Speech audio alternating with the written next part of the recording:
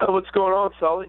Nothing, man. Just talking a little high school hoops for the last half hour or so. Want to turn our attention to some wrestling, so fill us in on what's going on in the mats.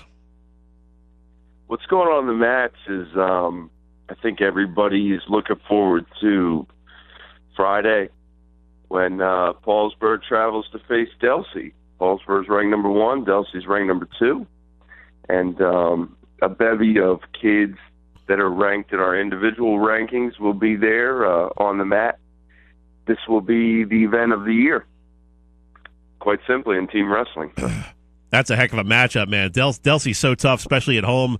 That should be an interesting match. I'm sure that'll come down to the final bout. It will likely come down to either the final bout or the one before it. This should be a star-studded matchup, no doubt about it. I would like to see how the lineups shake out. You know, it's interesting. Delsea had a couple kids that didn't come out for the team this year, kind of adjusted their lineup a little bit. So Paulsboro is very, very solid from the bottom to, the top of the middle weights. Upper weights, I would probably tilt the scale to Delsea. But, yeah, I would be interested to see how the lineups shake out, where kids weigh in at. Anything surprising you so far about the high school wrestling season? We're kind of not really into too many big matches yet, sort of just going through the dual meets and some of these Saturday quads. So guys trying to get down to their ideal weight, that kind of thing. So really just feeling out the early part of the season here. Yeah, I don't know that anything has surprised me specifically, different from any other time, but I do think that the one thing that really jumps out to me when the year gets going is just how there's too many weight classes. That always stands out to me. I mean, Collingswood, who was our number 5 team, went up and wrestled South Plainfield, who's ranked number 4 in the state earlier this past week.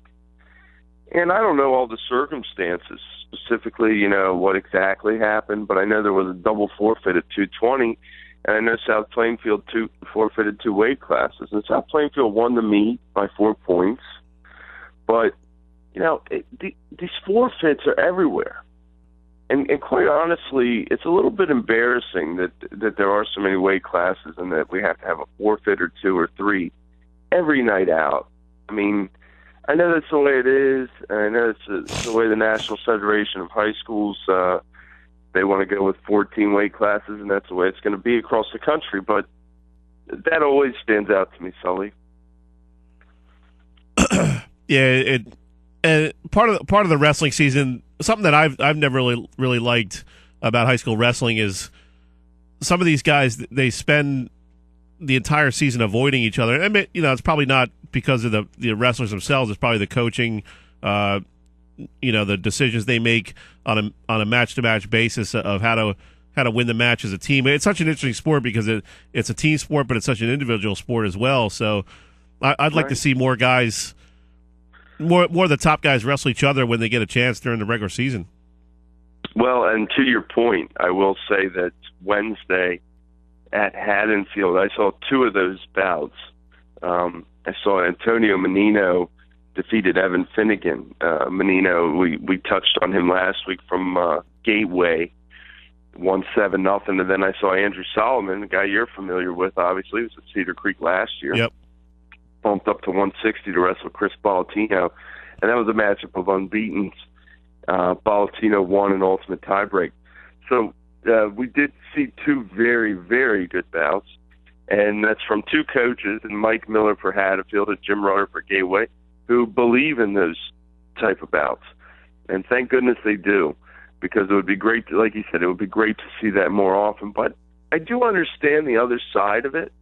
I do understand the coaches who they got to win meet, But yeah, certainly it would be great to see. I think a lot of guys probably go through that Christmas season where you do have those individual achievements. When you go to Manchester or EHT or whatever, and then they kind of put the individual stuff on the back burner. Then it's just all team until the postseason. You know what I mean? So I do wish we saw more of that great stuff, especially between South Jersey kids. And it makes our rankings a heck of a lot easier, too, when the kids have faced each other. How tough are the rankings this time of year? Most guys have, I don't know, maybe 10 matches in or so? Yeah, about that, but a little bit more, probably 15, I would say, or 16 for some of the really good ones. It's difficult. I'll tip my hat. My boss, Tom McGurk, is the chief. You know that. Sure, yeah. He does a lot going through the agate each night. He knows everything that's going on, and we talk about it. Josh Freeman also. Obviously, we talk about it almost every day. Where does this kid go? Where does this kid go? What do you think about this kid's results? Have you heard about this kid? And we expanded to 8 kids this year instead of just 5 at each weight class to get some more names in there and then to kind of shake things up a little bit and recognize more people. And that's become a challenge too. But Tom, Tom is a wrestling guy, has covered it for years, and he does a great job doing that. He really does. Talk with Mark Trible of the Courier-Post, talking a little high school wrestling.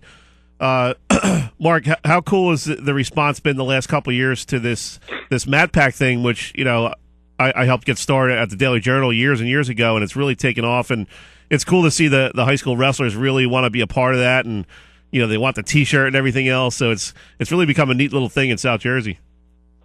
Oh, certainly, and across the state even. These T-shirts, you can't tell anybody you have them, or else they'll mob you. I don't really want to indict anybody, but just a shade below assault, they'll do anything they can to get their hands on these T-shirts, and it's remarkable. I've never seen anything like it.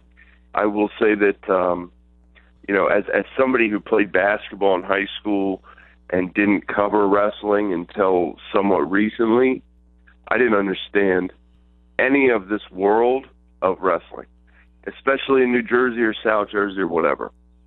But the response to the Mat Pack, the response of folks who read everything or stay in touch with everything that's going on, or call you on a nightly basis to tell you what they heard or it is unbelievable. People are really, really tuned in, and it is a pleasure to be a part of it, honestly. It is just a completely different experience than anything I've ever seen. Mark, what's on your radar today? You heading out to any quads? My radar today, I was headed out to a quad, but I actually got pulled from that, and I am headed to the Wells Fargo Center to cover the Legion of Doom and the Flyers alumni hockey game. Nice. This evening. So that should be exciting, and it's not quite the Mats. It's not quite wrestling, but it should be exciting nonetheless. So you never know what you're going to get, man, in this job. Gotta be ready for anything. Oh, exactly, and that's the beauty of it. That is what makes it just a complete labor of love. Is there's so many different opportunities you get that really make you feel blessed and lucky. Good stuff, Mark. As always, up against the break. Got to let you go, but we'll check in next week and talk a little more high school wrestling. Hey, thanks so much, Sully. All right, man. Enjoy your weekend. Yeah, you too. That was Mark Trible of the Courier-Post.